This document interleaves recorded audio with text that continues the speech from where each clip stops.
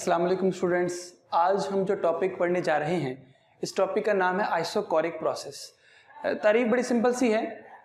Isothermal हमने पढ़ा जहाँ पर टेम्परेचर कांस्टेंट रहे, एडियाबैटिक पढ़ा जहाँ पर हीट चेंजेस ना हो।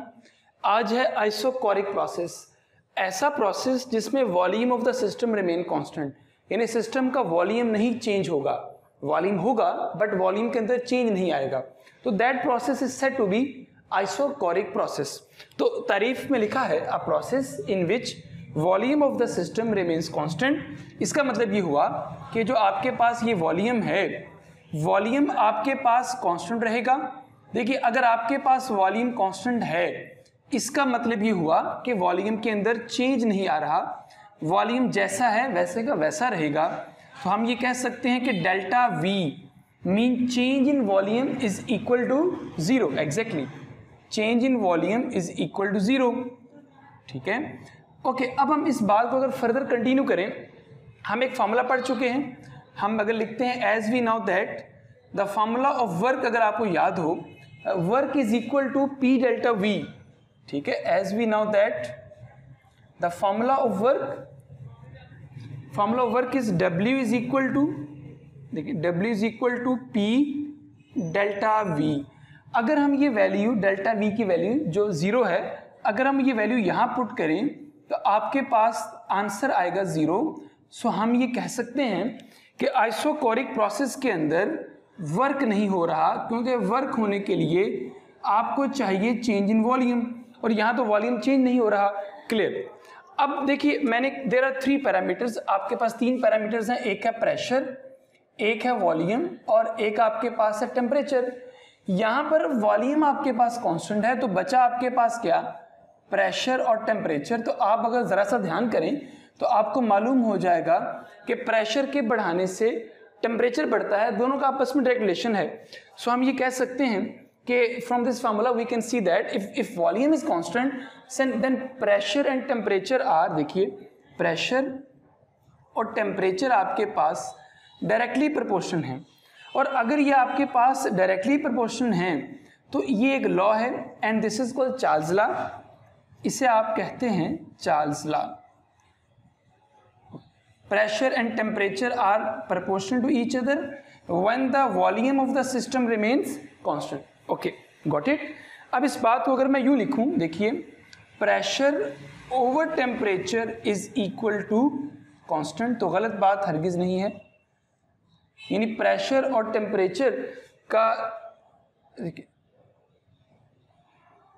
ये लीजिए, ये आपके पास है चार्ल्स लॉ। ओके, अब हम अगर यहीं पे इसका ग्राफ बना लें तो ग्राफ हम ड्रॉ करते हैं बिटवीन प्रेशर एंड, दो चीजें, प्रेशर एंड वॉल्यूम में हम ग्राफ, पीवी ग्राफ जिसे हम ड्रॉ करते हैं। देखिए ये आपके पास प्रेशर है और ये आपके पास वॉल्यूम है। रिमेंबर दैट वॉल्यूम तो बदलना नहीं है।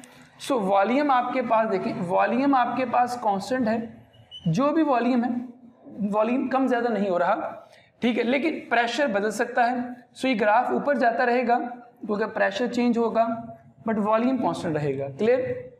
ओके, ये था हमारे पास आइसोकोरिक प्रोसेस। अब हम यूं करते हैं, इसी के साथ एक और प्रोसेस है which is called isobaric process. ठीक है जी, isochoric, and here we are discussing about isobaric process. Now what is, अच्छा एक बात इसमें मैं अगर और लिख दूं, यहां पर जो फर्स्ट लॉ आपके पास बनेगा, फर्स्ट लॉ की फॉर्म यहां पर क्या बन जाएगी, अगर मैं यहां फर्स्ट लॉ की फॉर्म लिख दूं, फर्स्ट लॉ आपके पास है जी क्या भला, Q is equal to delta U plus W। Clear. अब देखिए, हम तो पढ़ चुके हैं कि यहां वर्क नहीं हो रहा। ओके, अगर यहां वर्क नहीं हो रहा so Q is equal to delta U। Clear, ये बात आप ध्यान में रख लीजिए जरा। क्लियर। एक यहां मैं पॉइंट और डिस्कस कर देता हूं, यहां पर जो आपके पास C है, मोलर स्पेसिफिक हीट, वो CV के बराबर आएगी। तो ये दो बातें इंपॉर्टेंट हैं एमसीक्यू के लिए, अगर आप इसको ध्यान में रख लीजिए। ओके, नाउ अब हम जो पढ़ रहे थे उसकी तरफ आते हैं, आइसोबोरिक प्रोसेस। अब देखिए आइसोबोरिक प्रोसेस का मतलब क्या है, हम पढ़ चुके हैं इसमें वॉल्यूम कांस्टेंट था, अब आपके पास सिर्फ एक पैरामीटर बचा है और वो है प्रेशर। सो आप ये कहते हैं ऐसा प्रोसेस जिसमें किसी सिस्टम का प्रेशर कांस्टेंट रहे। देखिए अ process in which pressure of the system remains constant, pressure अगर कांस्टेंट है इसका मतलब ये होगा कि प्रेशर के अंदर चेंज नहीं आएगा, delta P is equal to 0, pressure होगा बट प्रेशर के अंदर चेंज नहीं आ रहा होगा। नाउ अब हम इस बात को अगर लिखते हैं फर्स्ट लॉ की फॉर्म के अंदर, तो आपके पास जो फर्स्ट लॉ ऑफ थर्मोडायनेमिक्स है, देखिए फर्स्ट लॉ ऑफ थर्मोडायनेमिक्स जो आपने पढ़ा है उसकी जो फॉर्म है वो यही रहेगी, TD का मतलब है थर्मोडायनेमिक्स। ये first law as it is आएगा आपके पास आइसोबैरिक प्रोसेस के अंदर, इसमें कोई चेंज नहीं आएगा। क्लियर। अब हम बात कर लेते हैं प्रेशर वॉल्यूम ग्राफ की। देखिए ये आपके पास प्रेशर है और ये आपके पास वॉल्यूम है, यहाँ वॉल्यूम तो बदलेगा, क्लियर, लेकिन यहाँ पर प्रेशर नहीं बदल रहा, तो pressure remains constant is a horizontal line. Clear.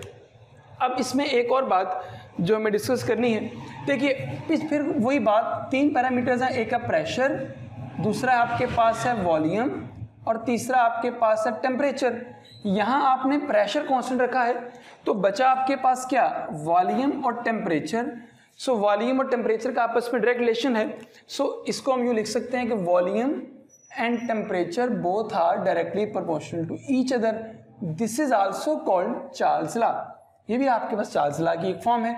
So this is also called Charles law. अच्छा, अब इस बात को अगर हम यूं लिखें, देखिए कि volume over temperature is equal to constant, कोई बात मुख्तलिफ इसमें नहीं है कि ये पूरा फैक्टर जो है वो कांस्टेंट रहेगा, वॉल्यूम ओवर टेम्परेचर का फैक्टर कांस्टेंट रहेगा। और यहाँ पर जो मोलर स्पेसिफिक हीट है C, that is equal to Cp। Okay, तो ये बच्चे आपके पास 2 टॉपिक हमने डिस्कस किए हैं, एक था आइसोकोरिक प्रोसेस और एक था आइसोबैरिक प्रोसेस। क्लियर। उम्मीद है कि आपको इसमें कोई प्रॉब्लम नहीं होगी। आप सबका बहुत शुक्रिया। अल्लाह हाफिज़। Thank you.